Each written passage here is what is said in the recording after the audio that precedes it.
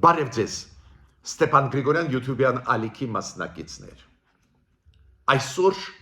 ապրիլի 13-ն է։ Ողջունում եմ բոլորիդ, եւ Սփյուռքայությունը, եւ Արցախահայությունը, եւ բոլոր առանց բացառության Հայաստանի Հանրապետության քաղաքացիներին։ Մենք այսօր ապրիլի 13-ին էլ ունենք շատ բաներ քննարկելու։ Լուրջ զարգացումներ են գնում, դուք գիտեք, Անտալիայում շարունակվում է մեծ ֆորում, որը կոչվում է Անտալիայի դիվանագիտական ֆորում, որտեղ որ 150 երկրների պատվիրակություններ կան, 20 երկրների ղեկավարներ կան, արտգործնախարարներ մոտավորապես 100-ից ավել երկրներից։ Հայաստանը ներկայացնում է Արարատ Միրզոյանը։ Երեք անցան բանակցություններ Արարատ Միրզոյանի եւ Ադրբեջանի արտգործնախարարի հետ եւ առանձին Թուրքիայի արտգործնախարարի հետ եւ ամենակարևորը պանելային նիստում քննարկում էր, որտեղ որ մասնակցություն ունեցան Հայաստանի, Վրաստանի եւ Ադրբեջանի արտգործնախարարներ։ Մեր հորդորը կառավարության դուք գիտեք որներ ու այսօր էլ ես կրկնում եմ գնալ դեպի բանակցություններ Ադրբեջանի հետ փորձել հարաբերությունները նորմալացնել Թուրքիայի հետ ճիշտ ճանապարհ է բայց ոչ մի դեպքում չի կարելի գլուխը կախ լսել նոր եւ նոր նախապայմանները Ադրբեջանի անպայման պետք է պատասխանել խաղաղության օրակարգը ճիշտ ճանապարհ է բայց տակտիկական պահվածքը պետք է փոխվի ու շատ լավ լուրջ ձեզ ուզում եմ ասել Արարատ Միրզոյանը երեք դիվանագիտական պայքար տվեց լուրջ Ադրբեջանի արտգործնախարարի հետ։ Դրա մասին այսօր ես կխոսեմ։ Գիտեք, շատերդ ինձ գրում եք, որ շնորհակալ եք, որ ես դրականը ասում եմ, օրինակ Գայանե Դանիելյանը ասեց երեք ասեց այ այսօր էլ դուք դրականը ասեցիք, ինչքան շատ դրական լինի այդ կամ լավ Ուրեմն Գայանեին ուզում եմ ասել այս գիծը ես կշարունակեմ դրական օրինակները այն զարգացումների, որոնք գնում են Հայաստանի հետ կապված, Հայաստանի արտաքին քաղաքականության մեջ այսօր էլ կա դրականը, որի մասին մենք անպայման կխոսենք։ Միաժամանակ ես գիտեք ինչի վրա ուզում եմ ուշադրություն դարձնել։ Օրինակ Դավիթ Մարգարովը ինչ ասեց։ Ասում է պարոն Գրիգորյան, ես ձեզ լսում եմ, հարգում եմ, բայց մեկ Նիկոլ Փաշինյանի սխալների հետ կապված։ Օրինակ մեկ ասում նրա մասին, որ կառակոցներ կան, ուղղակի թիրախային չեն։ Ես պետք է ասեմ, այո, ճիշտ է նաև դիտողություն անել, երբ որ սխալներ արվում են։ Եթե մենք ուզում ենք իշխանություններին աջակցել։ Հիմա Դավիթին Մարգարով պետք է ասեմ, որ հենց այս հարցում համընկնում են մեր ձեզ այդ կարծիքները։ Ես էլ ասում եմ մեր պաշտպանության նախարարության, որը ասում է դե չեն կրակում ուղղակիորեն մարդկանց վրա, շինությունների վրա, բնակարանների, սեփական տների վրա, սահմաններում հայ-ադրբեջանական։ Բայց ցանկացած դեպքում դա զինադադարի խախտում է ու այդ հարցը պետք է բարձրացնել։ Ուրեմն մեր քաղաքականությունը մենք պետք է շարունակենք։ Դրականի մասին անպայման ասենք, որ մեր ժողովուրդը լավ զգա, որ շանս կա, զարգացում կա, միաժամանակ ակնհայտ է պետք է խորհուրդներ տանք կառավարությանը։ Գիտեք, մեր մեծ կողմնակիցները, որ դաժան պայքար են տանում տարբեր երկրներում, ելույթներ, պարլամենտներում քննադատում են Ադրբեջանը, նույնիսկ այդ մարդիկ, գիտեք, չէ, մտածում են, որ մեր սահմանադրության մեջ կա խնդրեմ։ Քանի որ մենք այդ պատասխանները չենք տալիս այդ ստերին Ադրբեջանի, գոնե ակտիվ չենք տալիս։ Ու դա է պատճառը, որ ես համարում եմ, որ Անտալիայում Արարատ Միրզոյանը մի շարք պահանջների Ադրբեջանի շատ դիպուկ, շատ հստակ պատասխաններ տվեց ու դա պետք է արվի բոլոր ֆորմատներում, որ մեր կողմնակիցները զինված լինեն օբյեկտիվ ինֆորմացիայով։ Ուրեմն այսօր Անտալիայից կխոսենք, ստեղ կան դրական տեղաշարժեր։ Այսօր մի օրինակ հիբրիդային պատերազմի, որը Ռուսաստանը վարում է Հայաստանի դեմ ուղված, մի օրինակը բերեմ, որ դուք ավելի լավ զգաք, ինչ է նշանակում հիբրիդային պատերազմ։ Շատ դրական նորություն եկավ Միացյալ Նահանգներից, Դոնալդ Տրամպը ստորագրեց այն փաստաթուղթը, որի համաձայն Ռուսաստանի դեմ ուղված սանկցիաները Միացյալ Նահանգների ապրիլի 15-ից շարունակվում են։ Ամեն տարի պետք է թարմացվեն ու Դոնալդ Տրամպը դա ստորագրեց։ Այդ շատ կարևոր է, ուրեմն չի կարողանում այդպես հեշտ Պուտինը խաբել Դոնալդ Տրամպին։ Միաժամանակ Դոնալդ Տրամպը ասում է, որ Ուկրաինայը, Ռուսաստան այդ բանակցային process-ը լավ է գնում, բայց շատ կարևոր էր, որ Դոնալդ Տրամպը շարունակում է սանկցիոն քաղաքականությունը Ռուսաստանի դեմ, քանի որ մտավախություն կա, որ ինքը Պուտինին մի քիչ շատ է հարգում, ինչը շատ բացասական է, բայց շարունակեց սանկցիաները կիրառել։ Շատ լավ լուր է։ Շատ վատ լուր եկավ բանակցություններից Միացյալ Նահանգներ Իրան Ադրբեջանի համար։ Ադրբեջանը նստած երազում է, որ Միացյալ Նահանգները Իսրայելի հետ հարձակվեն Իրանի վրա, որ առանքում օգտվելով խառը վիճակից մեզանից օտարի Սյունիքը, բայց այս բացասական լուրը հենց Ադրբեջանի համար բացասական լուր է, մեզ համար դրական, որ Միացյալ Նահանգները Իրանի հետ լավ անցկացրեցին առաջի փուլը բանակցությունների։ Դրա մասին մի քանի խոսք այսօր ես կասեմ։ Ես անպայման այսօր նաև կանդրադառնամ ճանապարհա տրանսպորտային վթարների մասին։ Իրոք շատ մեծ թվով մարդիկ զոհվում են, վիրավորվում են, տպավորություն է, որ ինչ որ պատերազմական գործողություններ են ծավալվում Հայաստանի ճանապարհներին։ Հիմա սկսեց կառավարությունը, ազգային ժողովը ակտիվ քննարկել, նաև քննարկումներ գնում են հանրային հեռուստալիքով, ինչը ես ողջունում եմ, բայց ինչու մենք այս ցավոտ թեմաներին անդրադառնում են այդքան ուշացումով զարմացած եմ։ Մենք մի անգամ քննարկել ենք, թե երկու անգամ, կես տարի առաջ, մի տարի առաջ այդ հարցը, հիշում եք, ես բարձրացրել եմ այդ հարցը, ոնց կարա կառավարությունը ուշադրություն չդարձնել, եթե միջին թիվը վերջի տարիների զոհված մարդկանց մեկ տարվա կտրվածքով 360-ից անցնում են։ 360 Հայաստանի Հանրապետության քաղաքացիներ ավտովթարներից զոհվում են տարվա մեջ։ Ու այդ վերջի 10 տարվա միջին թիվն է։ Ուրեմն 3600 մարդ քաղաքացի Հայաստանի մենք կորցրեցինք ճանապարհներում։ Դա մոտավորապես նույնն է, ինչ մենք կորցրեցինք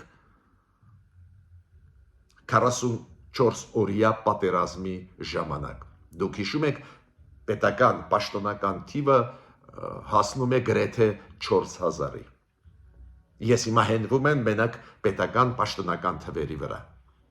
Միգուցե նույնիսկ ավելի մեծ են թվերը, բայց պետական թվերն ես հիմա հենվում եմ այդ թվերի վրա։ Ուրեմն ստացվում է 10-12 տարվա մեջ, վերջի 10-12 տարվա մեջ մենք անցել ենք գումարած 44 օրյա պատերազմ։ Մտահոգիչ բաներ են, դրա մասին նաև մի քանի խոսք ես ուզում եմ ասել։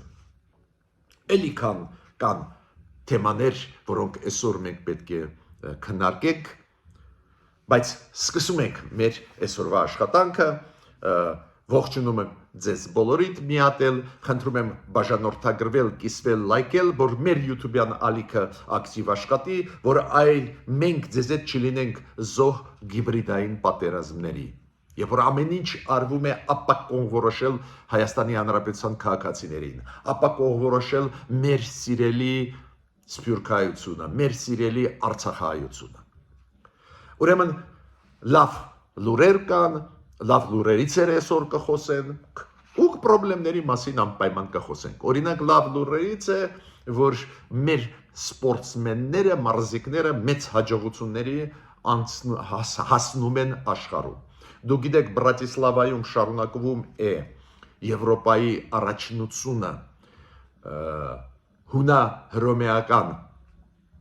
ոճի ըմբիշների ու մեր ըմբիշը Մալխաս Ամոյանը դարձավ Եվրոպայի չեմպիոն։ Դա 4-րդ անգամ է։ Մալխաս Ամոյանին ես ուզում եմ շնորհավորել։ Ուզում եմ շնորհավորել ամբողջ հայ ժողովուրդը։ Դա մեծ հաջողությունն է, երբ որ փոքր երկրից մարզիկները, ըմբիշները մեծ հաջողությունների հասնում են։ Մալխաս Ամոյանը մեր բարեկամ Եզդի ժողովրդի զավակն է։ Շնորհակալություն Եզդի ժողովրդին, որ բարձր է պահում եւ Եզդի եւ հայ ժողովուրդների պատիվը սպորտում։ Կարեն Ասլանյանը մեր ըմբիշը նվաճեց արծաթե մեդալ։ Դա էլ մեծ հաջողություն է։ Իմիջիայլոց հիմա գնում է աշխարհի գավաթը գիմնաստիկայում։ Այս սպորտաձևում, գիմնաստիկայում, մարմնամարզությունում ու մեր երկու սպորտսմենները, մարզիկները մեծ հաջողությունների հասան։ Համլետ Մանուկյանը ոսկե մեդալ նվաճեց, Արթուր Ավետիսյանը բրոնզե մեդալ։ Դուք գիտեք, որ մեր ծանրորդները մեծ հաջողությունների հասնում են, շարունակում են հասնել։ Մեր ծանրորդուհին Ալեքսանդրա Գրիգորյանը, որը նաև Եվրոպայի չեմպիոնն է, ինքը ճանաչվեց Եվրոպայում լավագույն ծանրորդ։ Մեծ հաջողություններն են, պատիվը մեր երկրի բարձր են պահում մեր սպորտսմենները, շնորհակալություն իրենց, հաջողությունները էլի կլինեն, կտեսնեք։ Հիմա ես ուզում եմ մի քանի խոսք ասել Միացյալ Նահանգներ Իրան բանակցությունների մասին։ Բոլորս մտահոգված ենք, որ Դոնալդ Թրամփը անում էր շատ կոշտ հայտարարություններ կապված Իրանի հետ, Իրանի միջուկային ծրագրերի հետ։ Իրանը բավական կոշտ պատասխանում էր, Իրանի դիվանագիտությունը մեծ փորձ ունի եւ դիմադրում էին այս ագրեսիվ կեցվածքի Միացյալ Նահանգներին։ Բայց լավ է, որ սկսվեց բանակցային process-ը, երեք անցավ առաջի փուլը։ Ու ինձ համար շատ կարևոր է, որ եւ Իրանի կողմնակիցները հայտարարեցին, որ բավական դրական մթնոլորտում անցնում էին այդ բանակցությունները եւ Միացյալ Նահանգները։ Միացյալ Նահանգների հատուկ բանագնացը Ստիվ Ուիտկոֆը, որը զբաղվում է մերձավոր արևելքի հարցերով, հիմա նաև Ուկրաինայի հարցերով, Ստիվ Ուիտկոֆը գլխավորում էր այդ բանակցային process-ը Միացյալ Նահանգների կողմից, ինքն էլ բնորոշեց այդ բանակցային process-ը որպես շատ դրական եւ շատ կառուցողական, ու ինքը հայտնեց, որ այդ բանակցությունները կշարունակվեն ապրիլի 19-ին, ու առաջի փուլը լավ անցավ։ Պարզ է, մեզ համար անչափ կարևոր է։ Կենսական նշանակություն դա ունի, որ լավ անցան այդ բանակցությունները, որ Իրանը եւ Միացյալ Նահանգները պայմանավորվեցին երկրորդ փուլ մտնել ապրիլի 19-ին։ Գլխավոր պահանջը Միացյալ Նահանգների, որ Իրանը հրաժարվի միջուկային զենք ստանալ, հասնել միջուկային զենք ունենալ, Իրանի գլխավոր պայմանը դուք գիտեք, հանել սանկցիոն քաղաքականություն Իրանից ու չնսեմացնել, հավասարը հավասարի հետ խոսել։ Կարծես թե գնում է այդ process-ը, պարզ է, մեզ համար շատ լավ լուր է ու շատ տխուր լուր է Ադրբեջանի համար։ Հիմա, երբ որ ես ասեցի, որ այսօր կբերեմ օրինակը հիբրիդային պատերազմի, որ այդ օրինակները դուք ֆիքսեք։ Ուրեմն ինչ որ մարդ կա Հայաստանում, որը շատ է սիրում Եվրասիական տնտեսական միությունը։ Ու ինքը Եվրասիական տնտեսական միության այդ ԵԱՏՄ-ի դրոշը գնաց կախեց մեկ շենքի առաջ Երևանում, շենք, որտեղ կա ռուսական գրքերի տուն կամ տուն ռուսական գրքերի, չգիտեմ, այդպես է կոչվում։ Նու այն, որ Հայաստանում կա Դոմ Մոսկվի, չգիտեմ, Դոմ Ռասի եւ ինչ որ էզեբի կենտրոններ, այդ մեր թույլ տեղն է, Ադրբեջանում դա փակեցին, հասկանալով, որ դա վտանգ է, ներսից կարող են ապակայունացնել երկիրը,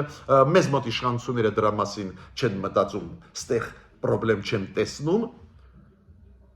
բայց նայեք ինչ հետաքրքիր է, հայտնվեց հայ մարդ, որը գնաց դրոշը տնկեց ԵԱՏՄ-ի։ Այդ շենքի մոտ կային երկու դրոշել, քանի որ ռուսական գրքի տունն է, ռուսական դրոշը, հայկական դրոշը, հիմա ինչ որ մարդ գնաց, մի հատ էլ դրոշ տնկեց ԵԱՏՄ-ի, ու ասեց մենք թույլ չենք տա, որ Հայաստանը գնա դեպի եվրո ինտեգրացիա։ Նու դասական սադրանք, բայց շատ հետաքրքիր է, տպավորությունն է, որ ստեղ իշխանություն չկա այս երկրում։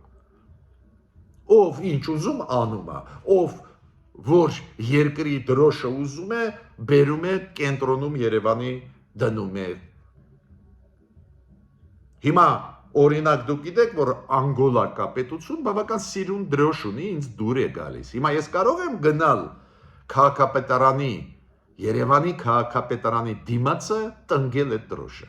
Կարող եմ Անգոլայի դրոշը բերել մեր թաղապետարանների Երևանի դիմաց թաղապետարանների դիմաց կախեմ այդ դրոշը։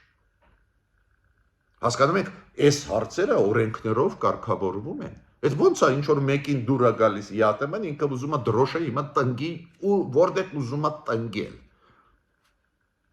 Կոչ եմ անում մեր պատկան մարմիններին արձագանքել այս ինֆորմացիային։ Ավելին, մեր ազգային ժողովը ընդունեց օրենք, որ Հայաստանը գնում է դեպի եվրո ինտեգրացիա։ Ուրեմն այս քայլը ազգային ժողովի որոշման դեմ է ուղղված։ Կա մարմին, որը պատասխանատվության կկանչի այս ձևի նախաձեռնությունների։ Ու ամեն մարդ կարող է ամեն մի երկրի դրոշը տնկի, ինչ որ երկրի 3-րդ, 4-րդ երկրների դրոշերը տնկի, որտեղ ուզում է Հայաստանում։ Օրինակ, ազգային ժողովի շենքի դիմաց, Երևանի քաղաքապետարանի դիմաց։ Այդ կոչվում է հիբրիդային պատերազմ։ Եվ որ ներսից պետությունը պայթացնում են, նսեմացնում են մարդկանց։ Ես ուզում եմ ձեզ ասել, Սփյուռքայություն ջան, Արցախայություն ջան, Հայաստանի Հանրապետության քաղաքացիներ, իրոք հայ ժողովուրդը ունի մեծ լուրջ պատմություն։ Մեծ պատմությունը հարուստ պատմություն է։ Այո, մենք ունենք նաև ծանր փուլեր մեր պատմության մեջ, բայց մենք կարող ենք հպարտ լինենք, որ շատ ու շատ բաներ արել ենք աշխարհի համար, միջազգային հանրության համար, եւ որպես անհատներ, եւ որպես պետություն։ Ու ոչ ոք չի կարողանալու նսեմացնել մեզ, չի կարողանալու նսեմացնել ազգային ժողովի որոշումները։ Ասենք ազգային ժողովը ընդունում է որոշում, որ Հայաստանը գնում է դեպի եվրոինտեգրացիա, ոչ ոք իրավունք չունի դեմոնստրատիվ տնկել ինչ որ այլ երկրի կամ կազմակերպության դրոշերը, որտեղ ուզում է տնկել։ Հիմա Անտալիայի մասին։ Դուք գիտեք, որ Անտալիայում գնում է այդ կարևորագույն, խոշորագույն միջոցառում միջազգային դիվանագիտական ֆորում, որտեղ որ գիտեք Արարատ Միրզոյանը գլխավորում է հայկական պատվիրակությունը, մեր արտգործնախարարը, որտեղ որ ինքը հանդիպեց եւ Ֆիդանի հետ, եւ Բայրամովի հետ, եւ երակող այսպես աշխատանքային հանդիպում էր երակողում Հայաստան, Վրաստան, Ադրբեջան արտգործնախարարների, դա նախապատրաստական այդպես process էր, միջև շատ կարևոր պանելային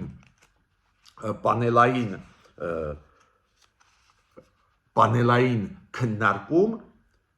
Հայաստանի, Ադրբեջանի եւ Վրաստանի արտգործնախարարների։ Դուք գիտեք, այս ձևի մեծ միջոցառումների ժամանակ զուգահեռ անցնում են շատ ու շատ պանելային նիստեր, քանի որ 5000 պատվիրակ պաշտոնական պատվիրակություններ 150 պետություններից պարզ է որ մեկ նիստում չես հասցնի բոլորին տալ հնարավորություն ելույթ ունենալ ու պանելային նիստեր են օրինակ պանելային նիստը նրվիրված էր հարավային Կովկասին որտեղ որ ելույթ ունեցան մեր Վրաստանի եւ Ադրբեջանի արտգործնախարարները ու դուք հաճախ ողջունում եք իմ այն կարծիքը ու ես շատ շնորհակալ եմ ձեզ որ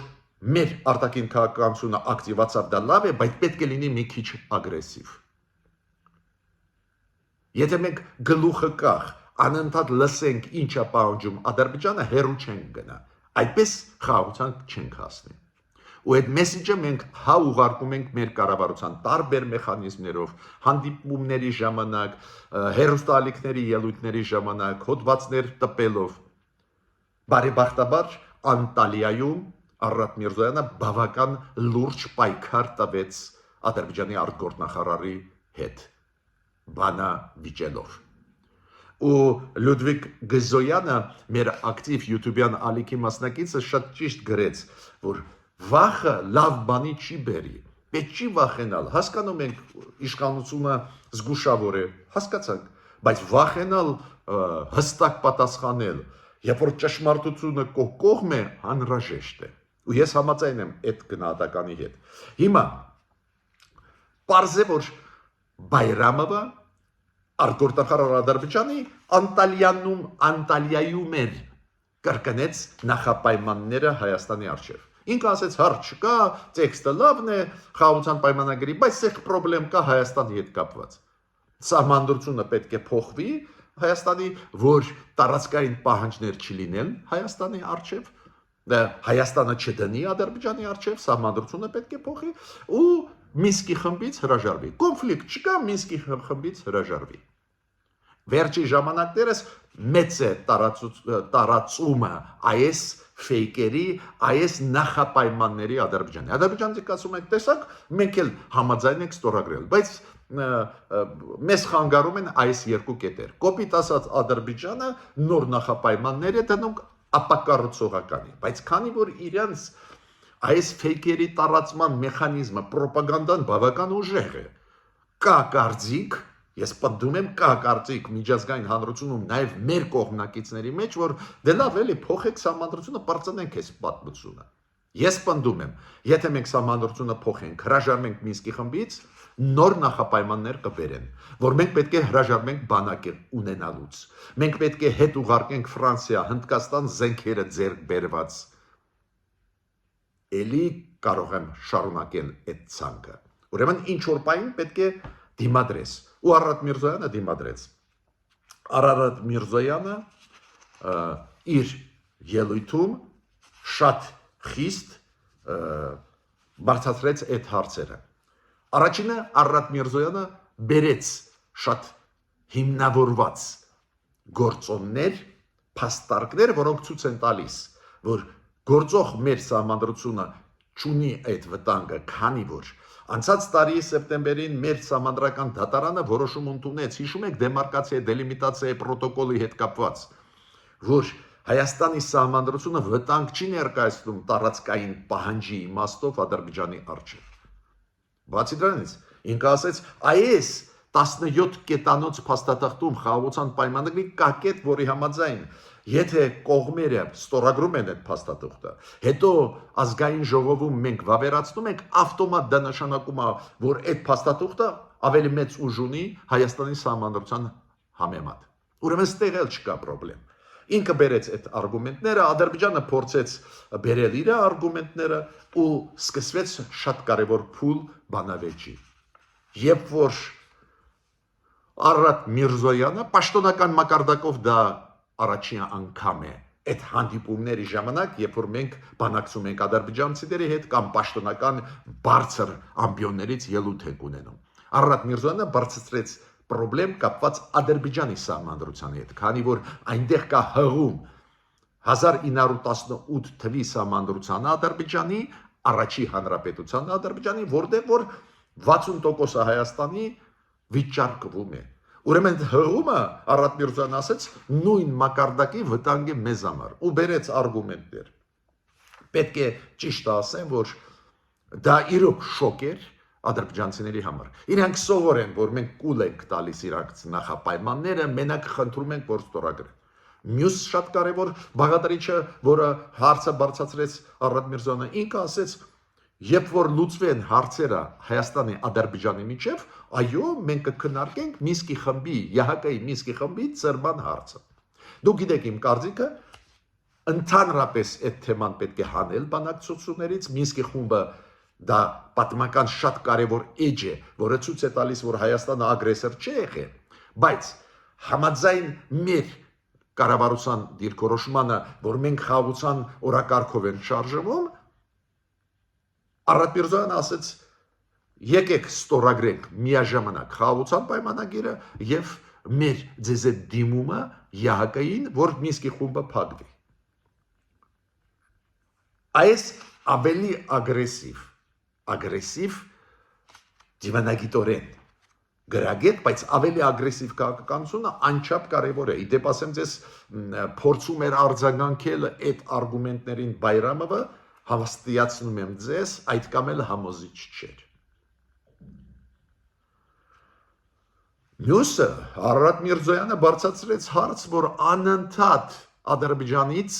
հնչում են սպառնալիքներ հայ ժողովրդի նկատմամբ, եւ պատգամավորների կողմից, եւ պաշտոնյաների կողմից անընդհատ։ Ու ինքը ասում է, այդ ինչ մթնոլորտ ենք ստեղծում, քանի որ խաղաղությունը չի կարող այս ձևի ագրեսիվ մթնոլորտում ձևավորվել։ Ուրեմն ստացվում է Հայաստանի կողմից հնչում են խաղաղության միտված հայտարարություններ, ներսում երկրի քննարկումների ժամանակ, Ադրբեջանի կողմից էլ ավելի այս ատելության խոսքը տարածվում է։ Ավելին, Արարատ Միրզոյանը նաև անդրադարձավ կոմունիկացիոն հարցերին, որ ինքը ասում է, մենք պատրաստ ենք ճանապարհներ տալ, որ Ադրբեջանը կապվի Նախիջևանի հետ, բայց մենք ուզում ենք մեզ էլ որ ճանապարհներ տան։ Ու այդ ճանապարհները մեր սուվերենության տակ են, բայց մենք նույնիսկ համաձայն ենք ավելի հեշտացված կարգով, որ դուք անցնեք, չեք համաձայնվում։ Ու այդ շատ կարևոր մասը, որ ինքը ասեց, քանի որ Ադրբեջանը մեծ պատվիրակությունով է գտնվում Անտալիայում։ Այլ պլենար նիստում, որը զուգահեռ էս նիստի էր, Ադրբեջանի հատուկ լիազորություններով դեսպան Ամիր Բեկովը ինքը այնտեղ զարգացնում են այդ միտքը, որ այդպես կոչված Զանգիզուրի միջանցքը Հայաստանը եթե բացի, խաղաղություն կլինի։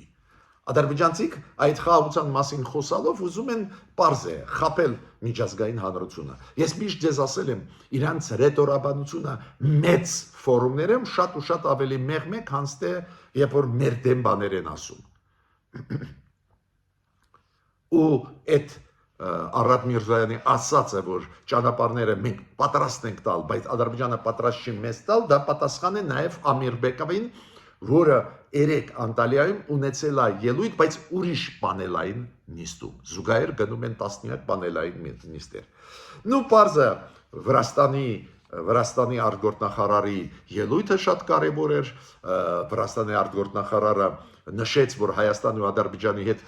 Վրաստանը ունի փայլուն հարաբերություններ, մենք պատրաստ ենք այդ մթնոլորտի ստեղծման հարցում օգտակար լինել, քանի որ եւ Ադրբեջանը եւ Հայաստանը հավատում են Վրաստանին, ինչը ճիշտ է։ Հիմա միջև անցնելը կարևորագույն հարցերին Լավրովի ելույթների Անտալիայում այս պրոբլեմների կապված մեր ուղղակի զոհերի, որը տրվում ենք, տալիս ենք մենք մեր ճանապարհներին, ավտովթարներից եւ մի շարք այլ հարցերի անդրադառնալը, ես ուզում եմ ձեզ շնորհակալություն հայտնել, որ դուք ակտիվ եք, բաժանորդագրվում եք, կիսվում եք, լայքում եք, անչափ կարևոր է դա։ Շնորհակալ եմ Արմեն Վարդապետյանին, Քրիստինա Կալիֆոռնիայից, Վարուժան Դերոնյանին, որ աջակցում եք մեզ։ Շատ շնորհակալ եմ, որ դուք ակտիվ եք, գրում եք նամակներ, արձագանքում ենք, օրինակ Ռուբեն Մկրտչյանին շատ շնորհակալ եմ, որ ինքը հատուկ նշեց, որ Ուրուգվայի դերը հիմա շատ կարևոր է, Ուրուգվայի պարլամենտը ի օգուտ Հայաստանի շատ ու շատ որոշումներ ընդունում է։ Շնորհակալ եմ Սուսանա Սանտրոսյանին, Սաֆարյան Սերյոժային, Ալլա Պային, Արուսյակ Տահմասյանին, Կարո Կրատոսին, Մարգարիտա Գաբրիելյանին, Սուսանա Պետրոսյանին, Ալլա Հակոբյանին, Նադիային, Ավետիք Ավետիսյանին, Լևոն Օհանյանին, որ դուք ակտիվ եք, կոմենտներ եք գրում, ողջունում ենք այդ աշխատանքը, դուխը մեզ տալիս շարունակել այս աշխատանքը։ Շատ կարևոր բան ուզում եմ ասել կապված Լավրովի արտգործնախարարի Ռուսաստանի Անտալիայում իր ելույթների մասին։ Ռուսաստանը արտգործնախարարի մակարդակով ներկայացված է Անտալիայում ու Լավրովը այդտեղ ելույթներ ունեցավ։ Այս ելույթի ժամանակ ինքը անդրադարձավ եւ Թուրքիայի հարցերին եւ Ադրբեջանի արտգործնախարարի հետ Բայրամովի հանդիպեց, ինքը ասեց, որ Ադրբեջանը դաշնակիցն է Ռուսաստանի, շատ մեծ համար կարևոր է, որ Անտալիայում պատրեց դեմքը Լավրովը Ադրբեջանի, որ ասում է, չէ, մենք Ռուսաստանի հետ վատ ենք, Հայաստանը լավ է, չէ, Լավրովը շատ լավ է, որ ասեց, որ մենք դաշնակից ենք Ադրբեջանի հետ, ու ասեց նորից այդ իրանց հեքիաթը, որ երակողմ համագործակցությունը Հայաստան, Ռուսաստան, Ադրբեջան պետք է այդ հունով գնա ու հիշում եք այդ երակողմ պայմանավորվածությունները նաև հայտնի խայտարակ նոյեմբերի 9-ի 2020 թվականի փաստաթղթի մասին խոսեց, նաև ասեց 3 գումարած 3 պետք է աշխատի այդ ռեգիոնալ մենակ ֆորմատը ու ասեց շատ լուրջ բան իր ելույթում Անտալիա։ Լավրովը ասեց, որ Ֆրանսիան, Գերմանիան եւ Բրիտանիան պատրաստվում են պատերազմ վարել Ռուսաստանի դեմ։ Պարզ է սուտ է դա, հենց Ռուսաստանը սկսեց Ուկրաինայի դեմ պատերազմ եւ Ռուսաստանը ռեալ պատրաստվում է հարձակվել Բալտյան երկրների վրա, հենց Ռուսաստանը տարապում է կայսերությամբ այդ նոստալգիայով, ուզում է վերականգնել կայսերությունը աչք ունի Ֆինլանդիայի Լեհաստանի վրա, դուք հիշում եք ռուսական կայսերության մեջ մտնում էին նաև Ֆինլանդիան, Լեհաստանը, բոլորը հասկանում են, որ հարձակումները կարող են լինել ու հիմա պատրաստվում է Եվրոպան, ինքն էլ իրանց մեղադրում է, որ իրանք ուզում են իրենց պաշտպանել։ Ոնց Ադրբեջանը մեզ մեղադրում է։ Նմանատիպ քաղաքականություններ են։ Լավրովը մեղադրում է Ուկրաինային եւ Եվրոպային, որ ուզում են պաշտպանվել Ռուսաստանից։ Նույնը Ադրբեջանը ասում է, «Խի եք զենք առնում հայեր»։ Հա, որ մենք կպաշտպանենք մեզ, դուք պատրաստ ենք վաղնել մտնել մեր տարածք։